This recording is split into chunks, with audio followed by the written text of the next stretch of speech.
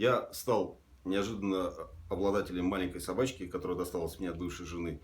И в связи с этим испытал много проблем.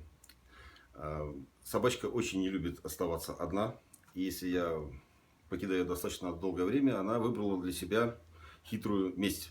Она забирается на кровать и оставляет там, писает на кровати. Каждый раз застирывать эти маленькие писюли, мне не хватит просто одеял. Поэтому спасибо средству Дуфта, которое я купил вроде бы для других целей. Я использовал его для удаления запаха этих пятен. При высыхании могу сказать, что никаких проблем нет. Запаха нет.